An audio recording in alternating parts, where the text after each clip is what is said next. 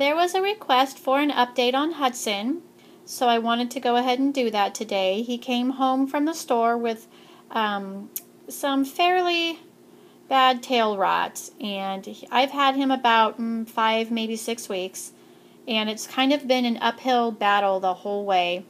He started out in a 3-gallon aquarium, and the tail rot just got worse and worse. It didn't matter how many water changes I did, or what temperature his heater was at, that he was filtered. Nothing seemed to matter.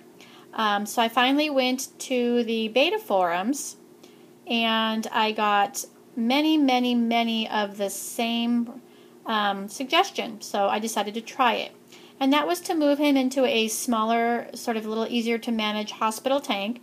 They said nothing less than a 2-gallon, so this is a 2-gallon, and to cut out all the medications and to use aquarium salt. And the suggestion for aquarium salt was, if I remember correctly, it was 1/4 teaspoon per gallon.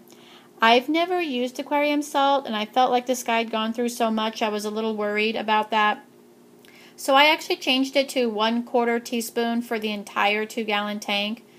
And in the 8 days that I have been doing aquarium salt, I've noticed a huge difference already. So his tail, which of course now he's sunk down a little bit, had a lot of black all along all the edges, including his upper fin and his bottom fin. There were red parts to it, which I think was inflammation and even some bleeding. And if you can get a good look in there, much of the black has disappeared. He still has some. Oh, there's a good spot right there. He still has some, but it's more gray now. It was pretty dark. It was pretty significant, and as I said, it did have the red bits in and out of it, which is completely, that part of it is completely gone away. And this is disappearing. His upper fin is completely free of the black, and his lower fin is finally as well. So it's just the tail that still is showing a little bit of that. So I may up the aquarium salt a little bit, since I'm not using the full required dose that they suggested anyway. One thing I want to mention about aquarium salt that's really important, so I'm going to just say it before I forget, that I had to do, or I am doing, 3 water changes a week on this tank. And you have to add the aquarium salt back to the water that you take out. The aquarium salt does not evaporate.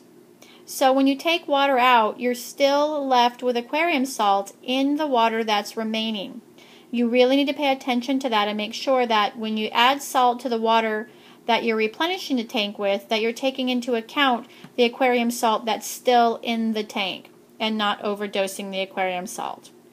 So that said, he's looking really good. His appetite's still pretty good. I notice he's not as hungry as he used to be, so we're having a little bit of appetite issue going on there, but he's still eating.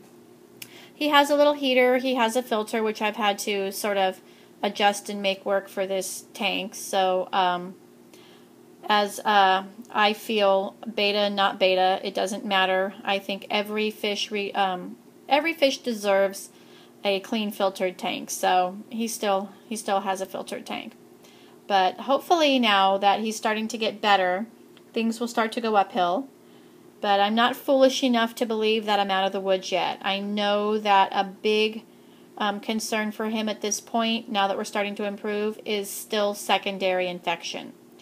So far, so good. We haven't had any problems that I've noticed with that. No ick, no other issues other than the fin and tail rot.